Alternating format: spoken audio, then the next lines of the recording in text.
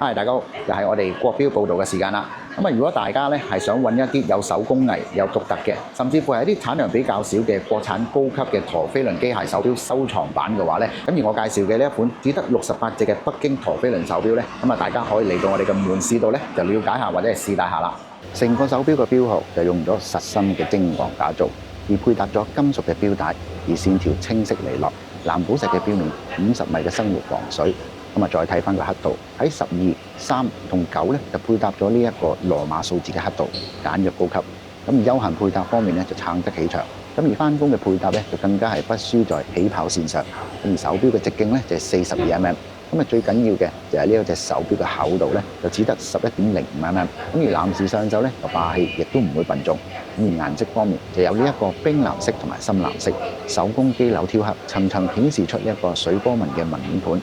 當我哋戴住轉動手腕嘅時候咧，而光影就會隨住紋路而流動，而質感咧係遠超呢一個普通印刷面嘅。再搭配住呢一個開闊嘅陀飛輪展示，仲有呢一個全金黃色同埋靈驗嘅機身框架。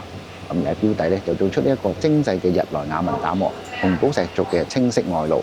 而呢一款就係一個手動上鏈嘅陀飛輪機芯。而轉動嘅呢一個金黃色嘅陀飛輪同埋層層流動嘅機柳光紋咁互相配襯呢，而機械嘅工藝同埋手工嘅藝術一體化。而單單睇呢一個面盤啊，就已經擁有住一個極強嘅收藏觀賞價值。再講翻呢個6點位置開窗直透金黃色嘅陀飛輪機芯，同傳統嘅陀飛輪呢最大嘅分別就係佢去除咗上層嘅支架，而所有支撐件呢全部就藏於喺呢一個底盤。而睇落呢一個靈驗陀飛輪呢就好似凌空浮游咁。喺轉動嘅時候咧就冇遮擋，就見到呢一個機械嘅結構裏邊咧就一覽無遺。而視覺上嘅流動感咧就遠勝於普通嘅呢一個橋式嘅陀飛輪。而傳統嘅陀飛輪咧就僅有120幾件嘅呢一個超輕嘅零件精密嘅組裝而成。而零件嘅重量咧就大概係0.3克。而採用咗高規格嘅無卡度游絲。就唔靠一個傳統嘅快慢夾去調試，全靠嘅就係呢一個資深嘅製錶師手工嘅打磨同埋佢調節嘅時間，而修正呢個游絲嘅長度，對師傅嘅呢一個手藝咧要求極高嘅。而無卡度手工嘅調校咧，絕對係會提高一個精準度，而輕巧同時咧亦都會抵消咗呢一個地心吸力嘅干擾，大幅咁提升咗走勢嘅穩定。喺中國製造嘅手錶複雜機芯裏邊咧，而呢一款手錶亦都係少見嘅高標準嘅腕錶機芯之一。重點就係全球咧限量只得68隻，而每一隻咧亦都有佢哋嘅獨特編號。而紀念或者係收藏嘅意義咧係非常之高。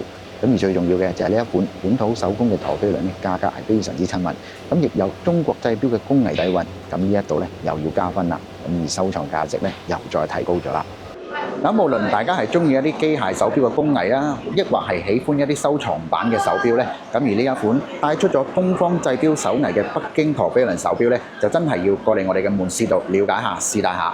如果唔方便嘅朋友咧，都可以即時聯絡翻我哋嘅門市嘅同事咧，就詢問翻有關嘅詳情嘅。今日嘅呢一個國標報道完畢啦，我哋下一集再見，拜拜。